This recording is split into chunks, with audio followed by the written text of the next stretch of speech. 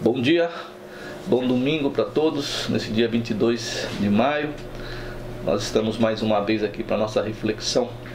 Hoje trabalhando com dois capítulos, aliás, com duas personagens do texto de João, no capítulo 3, que seria o religioso Nicodemos, e no capítulo 4, que seria no caso, né, a samaritana do poço de Jacó.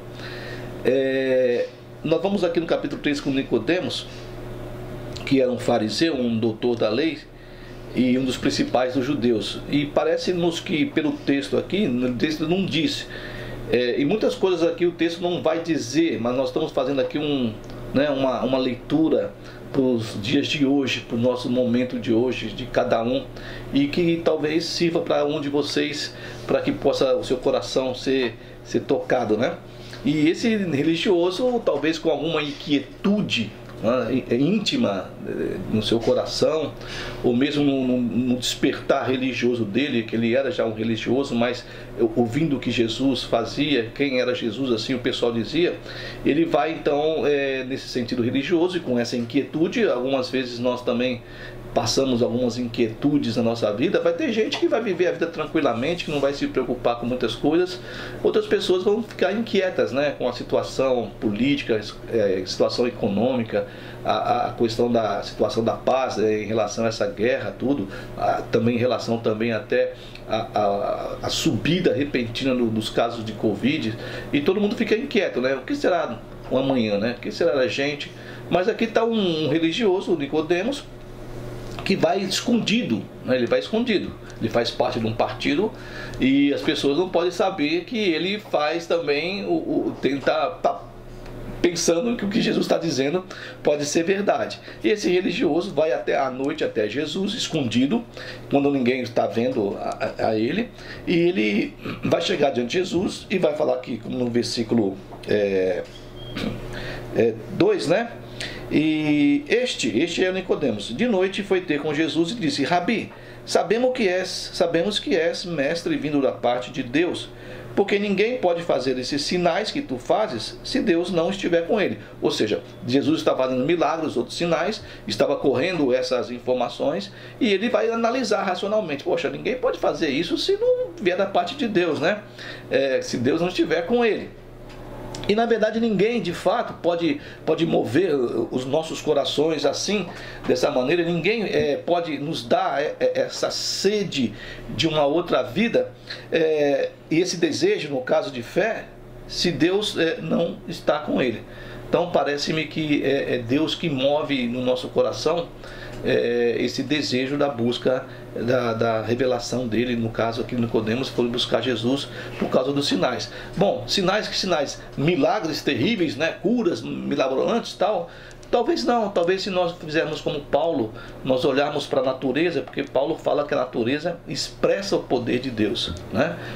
Então todos os homens são indesculpáveis perante a Deus, que ninguém pode dizer e achar que Deus não existe, porque segundo Paulo, olhando para a natureza vai expressar esse Deus, né? E então Jesus vai responder para o Nicodemos da seguinte forma, né?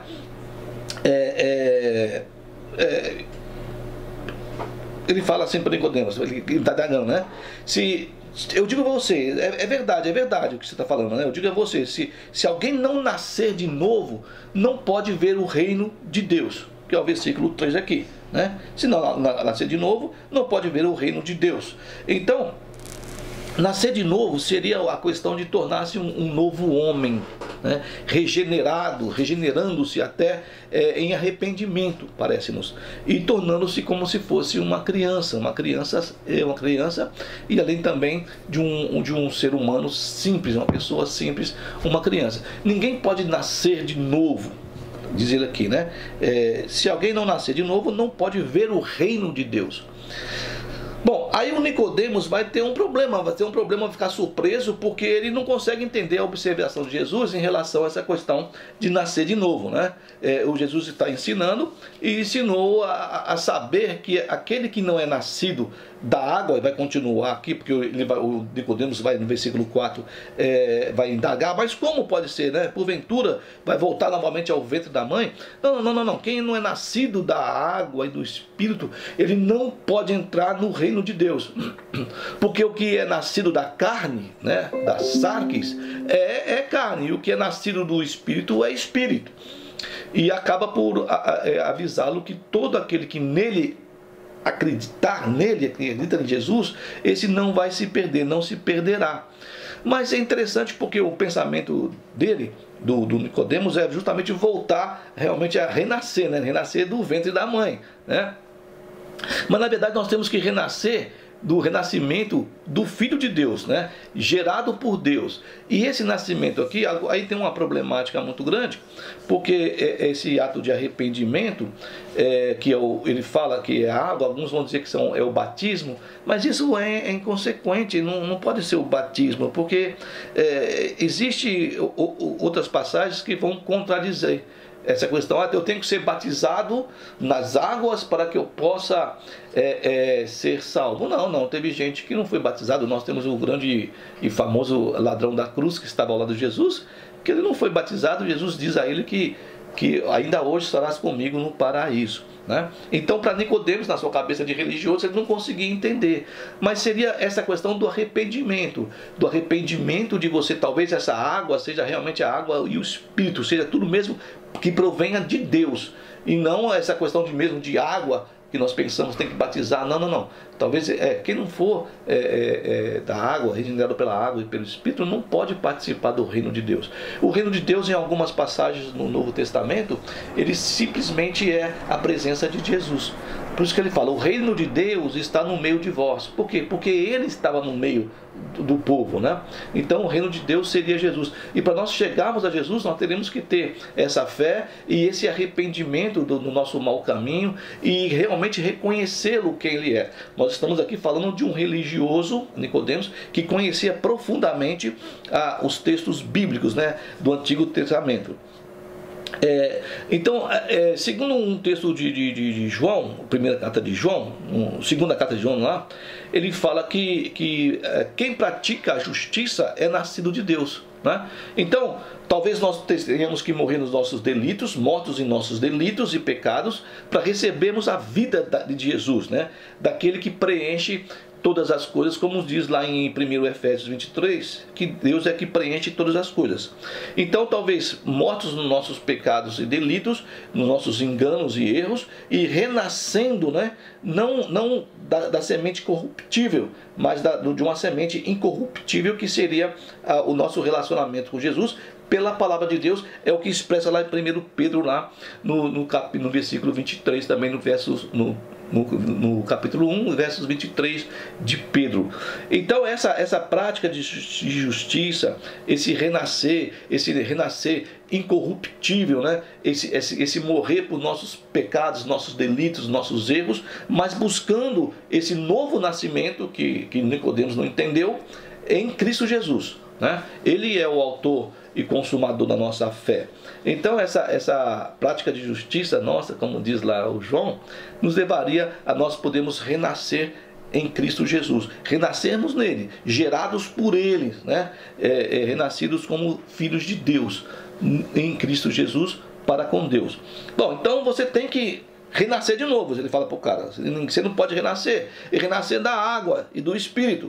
Então o batismo nas águas, aquele que era dado por João, está dizendo o precursor de Jesus, que batizava, né, no caso, ele prepararia a regeneração, purificando a nossa alma, mas num batismo necessário de arrependimento, né? As pessoas iam lá, e porque João dizia, arrependei-vos, né? Arrependei-vos, né? Vocês são raça de víboras, e sejam batizados, e João batizava. Então um arrependimento, o arrependimento do nosso mau caminho, o arrependimento do nosso distanciamento de Deus, né? O nosso, já comentei algumas vezes, o nosso virar de rosto para Ele, né? Ou seja, darmos as costas para Deus e rejeitarmos aquele que é o Criador de todas as coisas, segundo a nossa crença, né? Volto a dizer novamente, é para quem crê que Deus é Deus, né? Para quem não crê, cada um toma o seu caminho, e não sou eu para julgar ninguém. Então, talvez esse arrependimento que nós temos, ele nos leve a essa regeneração, né? E nós precisamos ter uma firme resolução na nossa vida para servir a Jesus, para entendermos quem Ele é, acreditarmos nisso plenamente, para que possamos ter uma nova vida, né? Então Nicodemos é aquele que vai conversar com Jesus numa conversa secreta, né? Escondido de todo mundo. Ele acreditava, mas tinha medo também da outra turma também. Na verdade, o fariseu convertido, né? Era o discípulo de Jesus secreto. E mais tarde, esse Nicodemos, que foi escondido ali se encontrar com Jesus, que ouvia o que Jesus fazia, e ele foi pessoalmente conversar com Jesus, e Jesus fala para ele, conversa com ele vai, quando o sinédrio ali vai discutir que Jesus era isso, era aquilo, ele vai dizer, então, vai interceder lá em João, no capítulo 7 mais ou menos, de que Jesus... a lei judaica primeiro precisava ouvir uma pessoa para depois condená-la. Não podia condená-lo, não podia julgar essa pessoa sem primeiro ouvir e entender o que ele faz. Ele estava em defesa de Jesus. E depois também, quando Jesus morreu, Nicodemos vai pedir o corpo de Jesus para Pilatos para poder enterrar, e enterra ele justamente na sua cova, né? Uma cova de rico, que é o texto de Isaías, que diz que entre os ricos ele foi enterrado. Então este homem que foi um dia ali na escuridão da noite, né, na sua inquietude, no seu questionamento, conversar com Jesus, ele vai à luz do dia proclamar a sua adesão àquele que tinha morrido, aquele Jesus lá, fazendo esses atos aí, né? Não é mais agora uma conversa secreta. Então, Nicodemos, o fariseu, o judeu fariseu no caso, ele adorava Jesus em segredo. E no capítulo 4 nós temos uma passagem que fala sobre a samaritana, que é a mulher samaritana, a pobre pecadora lá, de uma raça desprezada. Ela vai anunciar publicamente ao povo ali da sua cidade quem era Jesus, né? Ela mesma era desprezada, a cidade dos samaritanos também eram desprezadas pelos judeus, mas ela vai então proclamar, né? Ela vai se encontrar com Jesus no poço, depois da conversa com Jesus e tudo ali, ela vai dizer, olha, eu achei um que acho que é o Messias, né? O prometido lá. Então os samaritanos, os rejeitados semipagãos, né? Aqueles que eram simples, que não precisavam de sinais, como os judeus queriam ver sinais para poder acreditar em Jesus, eles não precisavam de sinais, nem precisaram de milagres. Para quê? Para crer em Jesus. Eles apenas ouviram, né? Eles ouviram o que a samaritana falou, a mulher falou, ela vai à cidade e eles vão até Jesus, e eles ali então se arrependem dos seus caminhos, né? E creem que Jesus é o Senhor. Não precisavam de sinais, como o texto de João fala no capítulo 4, mais para frente mesmo, ele fala assim, se vocês não virem, falando para os judeus, né? Se vocês não virdes sinais e prodígios, né? Vocês não vão crer em mim, né? Ele disse isso amargamente aos judeus, né? Então nós vemos como é interessante, é bonita, é bela a fé da mulher samaritana, porque ela vai, conversa com Jesus e ela acredita, né? Como ela, no caso, a samaritana, muitas vezes, agora nós falamos num pensamento aqui mais de análise para nós hoje aqui, que ela vai tirar água do poço, né? E muitas vezes a nossa alma, ela também está tentando tirar a água do poço, né? Do poço tradicional, né? Nós poderíamos pensar nos nossos desejos, até mesmo nos tesouros ou na água do poço da ciência ou da consolação humana de alguém, né? Ou mesmo no estudo que nós fazemos e tudo, alguma coisa em nossa vida tradicional, terrena, que nós queremos tirar dali água para saciar a nossa sede. E muitas vezes nós não achamos que poderíamos encontrar E é interessante que a gente fala muitas vezes sobre, se eu tivesse dinheiro eu ia ser feliz, se eu tivesse isso eu ia ser feliz, e às vezes a pessoa consegue o que ela desejava financeiramente e ela não é feliz, né? A gente já viu muitas situações de pessoas que ficaram ricas e essa riqueza trouxe muita tristeza, principalmente em relação à família da pessoa, né? Lembram daquele caso do rapaz que ganhou da Mega Sena lá em Rio Bonito, no Rio de Janeiro? E ele vendia bananada, mariola na estrada e fica rico, ele não tinha as duas pernas, e ele casa com a moça e a moça depois vai matá-lo junto com o seu segurança. Então, na verdade, às vezes nós achamos que através das soluções que nós temos fenomenais, que nós encontraremos as nossas alegrias, e não é isso aí, né? Então, nós precisamos um dia acontecer conosco o que aconteceu com essa samaritana, né? Que um dia nós encontramos Jesus à beira do nosso poço. Ela estava no poço de Jacó. O seu poço, eu não sei qual é o seu poço. Se é o seu poço, se é o poço de José, de Maria, de João, de Francisco, de quem quer que seja. Mas no nosso poço, onde nós tentamos buscar, né, trazer água para nós saciarmos a nossa sede que eu digo a sede não só do corpo, né, da necessidade de água, mas a sede de algo que nós desejamos, a sede de uma alegria, de algo que nós precisamos. E muitas vezes nós podemos encontrar o nosso foco, né, o nosso alvo, e aquilo realmente não nos saciarmos, né? Então nós possamos encontrar Jesus que estava caminhando, cansado, né? Que ele parou para descansar, ele estava com sede, com fome, naquela caminhada dele, naquela travessia, e num sol de meio-dia ali. E nós também, nas nossas labutas, nossa vida diária, nós cansados, né, possamos também encontrar Jesus. Então, aquela figura tradicional, né, Jesus nos aparece ali solicitando a atenção, né? Tudo o que aconteceu com esse Nicodemos e com essa samaritana, também seria interessante nós analisarmos em relação a nós, né? Solicitando a nossa atenção. E o nosso estudo, né? Tantos povos, tantos anos, né? Tantos séculos se passaram até hoje, e as pessoas ainda continuam estudando e adorando, e outros não adoram, né? Aquele Galileu que é Jesus Cristo. Então, as indagações, as inquietudes, e nós chegamos a Deus através de pensamentos de oração, qualquer coisa que seja, e nós então queremos respostas, e às vezes ele dá algo muito mais enigmático para nós, como deu para Nicodemos. Olha, você precisa renascer de novo, você precisa nascer novamente da água e do Espírito. E o cara não entendeu, ele teve que pensar, mas como é isso, né? E nós podemos até achar, como nós falamos, que seria o arrependimento. E agora então, ele está num local onde a mulher vai buscar água para saciar. Na verdade, se você ler o texto do capítulo 4 depois, você vai entender que ela vai pedir: poxa, o Senhor me dê essa água aí, para que eu não precise vir aqui sempre, né? Eu quero algo que me sacie a minha sede. O que você quer para saciar a sua sede, né? Aonde você está colocando a sua expectativa? Qual é o poço que você está colocando a sua expectativa para poder resolver o seu problema, né? O problema e solucionar a sua vida. Mas será que esse poço ele não está seco? Será que esse poço já não extingue a água dele e você está jogando o balde lá e está tentando e não está conseguindo, né? Então nós talvez possamos e devamos entender que Jesus pode saciar. O problema religioso, então, tenta o nosso desejo racional, né? Nosso desejo natural.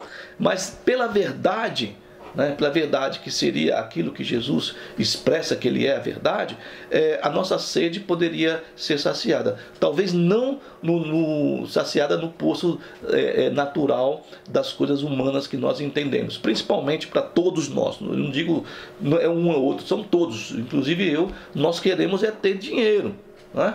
Nós queremos ter riqueza e achamos que é a riqueza que vai nos solucionar os nossos problemas. Mas Jesus ele faz um pedido, né? Um clamor, né? Ele diz para a mulher: eu tenho sede, né? Dai-me de beber. E também é o clamor que ele faz na cruz, né? Eu tenho sede. E aí as pessoas, né? Será que nós podemos trazer isso, né? Cada um busca a sua revelação dentro da palavra, eu estou falando isso que eu vou falar agora, não está no texto, mas nós possamos analisar, como Nicodemos depois analisou, e ele se torna não de um discípulo secreto, escondido, mas alguém diante de todo mundo, de um discípulo de Jesus. Será que Jesus também não está sedento de amor e de adoração, né? E justiça? Não que ele precise. Às vezes somos nós que estamos, né? Porque Deus não faz. Deus, olha, eu sempre digo o seguinte: Deus está louco, sempre louco para abençoar nossas vidas. E depende da gente entender isso. Ele está sempre doido para abençoar, né? Nós que pedimos, ai Senhor, me dá isso, me dá aquilo, me dá justiça, me dá amor, me dá mais paciência. Muitas vezes somos nós que temos que lutar contra nós mesmos e saber em qual poço nós estamos buscando a solucionática da nossa situação, ao invés de buscar dele. E às vezes são coisas que nós devemos decidir. Tem coisas que Deus vai fazer sim, outras coisas somos nós que devemos fazer, né? Então será que ele nos está pedindo para beber, dizendo, dá-me de beber, né? Não só na cruz, como também ali para a mulher no poço de Samaria, no poço de Siquém, no poço de Jacó, né? Será que ele quer que nós possamos dar o nosso amor para ele, que nós possamos estudar, mas com amor, não com uma vã curiosidade, que será que é Jesus, tal? Não, mas com amor, realmente reconhecendo e colocando o nosso coração diante dele, né? Não com essa vã curiosidade, mas como um princípio de vida, né? De simplicidade e humildade diante de Jesus, de Deus, aquilo que a mulher samaritana fez. O Nicodemos era um cara muito estudioso e não entendia, né? Foi difícil para ele entender. E se você ler o texto do capítulo 4 de João, você vai ver que ela entendeu logo de cara ali. Ficou numa discussão com Jesus, até uma discussão teológica. Ela não era religiosa, conhecedora, farisaica e tal, mas ela é uma discussão teológica lá, né? Então dizemos a ele, né? Como ela fala, como você, sendo judeu, né, fala comigo que sou uma mulher samaritana? Como você, que é Jesus, né, pode me pedir para te dar o meu amor? Como é que ele não precisa nada de nós. Eu digo para as pessoas que Deus não precisa da nossa oração, não precisa do nosso jejum, não precisa do nosso dízimo, não precisa de nada nosso. Deus é Deus, nós é que precisamos dele, né? Mas ele vem e fala, me dá, né? O texto bíblico diz, do Antigo Testamento diz, filho meu, dai-me o teu coração, que volta e meia dito isso na Bíblia, no Antigo Testamento, Deus falando para o povo do povo dele, do povo de Israel, filho meu, dai-me o teu coração, né? Então Jesus, olha, eu tenho sede de que você me busque, eu tenho sede de que você me ame, eu tenho sede de que você me entenda, eu tenho sede de que você faça a coisa certa, que você beba, né? E que eu também, não só você beba de mim, mas também eu beba de você também, da sua posição diante de mim aí, diante dos olhos dos homens, né? Não uma posição como Nicodemos na escuridão, mas uma posição clara diante de mim aí, né? Então ele, como a mulher samaritana, ele pode nos dizer, né?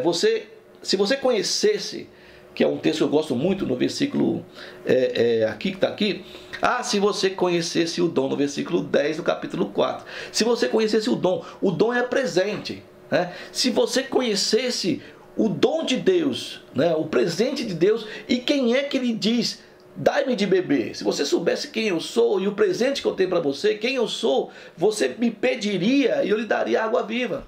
Ou seja, o que você está buscando nos poços que estão secos, né? No texto de Jeremias, no capítulo 2, diz que o meu povo cometeu 2 pecados. E qual foi os 2 enganos, os 2 erros, os 2 pecados que o povo de Israel cometeu? Eles abandonaram a mim, né? a Yahvé, o Elohim deles, né? E cavaram para si poços que não retêm a água, os poços estavam rachados, colocava-se a água e a água vazava. Deixaram a mim um manancial de águas vivas, né? Aquele olho de água que vai brotando, brota, e foram cavar poços para eles, né? Então qual poço? Qual poço que nós estamos buscando aí, né? Então por um momento nós passamos a ideia de pedir fé para viver uma vida com calma, uma vida simples, tal. E é Jesus que nos diz palavras e nos oferece água viva nele, né? Na fé nele. Então, ao invés de deixar os poços, cavarmos poços que não vão reter as águas, que vão vazar, ou o poço vazio que nós tivemos, ou na escuridão escondido de Jesus, aqui nós então estamos com fé nele, né? E resistimos e dizemos não a ele, e ele está dizendo, ó, vem até mim. Nós podemos obter essa fonte de água viva, né? O poço é fundo, mas nós podemos ir atrás e Jesus ser a nossa água viva. E nós precisamos ter o espaço para acreditarmos, né? Depois que nós passarmos pela situação, de que Deus, que Jesus, ele é a fonte que vai nos saciar. Nada é impossível para Deus, não é impossível Ele fazer qualquer coisa por nós, dentro da vontade dEle, e nós podemos então entender. Seria possível nós compreendermos, assim como Nicodemos as duras penas compreendeu, e nós realmente nos colocarmos nas mãos de Deus, na mão de Jesus. Essa simplicidade que nós temos que ter, né? Porque nosso poço está seco, né? E não há água viva em nossa alma, em qualquer coisa que nós possamos buscar aqui no mundo. A água viva, ela está em Cristo Jesus, só nele que nós podemos entender e vivemos uma vida um pouquinho melhor do que nós temos aí vivido aí. E ele então nos diz para que quem beber da água da sabedoria terrena vai voltar a ter sede novamente. O seu poço está seco, e mesmo que a sua água no seu poço, né, humano, tem um pouquinho d'água, se você beber dessa água, essa água não vai saciar. Mas quem beber da água que é ele, vai ser saciado sim, ele vai saciar a sua vida, e mais do que nós podemos pensar e imaginar. Nós temos agora um tempinho aqui, rapidamente aqui, para simplificar uma coisa interessante. Num dado momento, Jesus manda ela buscar o marido dela. Ó, vai buscar. Eu não sei por que ele pergunta isso para ela, justamente essa coisa, ó, manda esse mandamento. Mas é interessante de poder analisar da seguinte maneira, né? Porque ela pede, né? Dá-me dessa água, tal, para que não tenha mais sede e tal. E ele fala, tudo bem, ó, vai buscar, né? Vai buscar o quê? Vai buscar os seus afetos, vai buscar os seus ídolos, no nosso, né? No caso, os nossos ídolos, os gênios, né? Ao qual nós nos entregamos, né? As doutrinas no qual nós vivemos, aderindo, como diz a samaritana, né? Que fosse chamar o seu marido, e ela respondeu, eu não tenho marido, né? Que nós possamos então também dizer, olha, eu não tenho ídolo não, eu não tenho dono, o meu dono é o Senhor. O meu ídolo é o Senhor, né?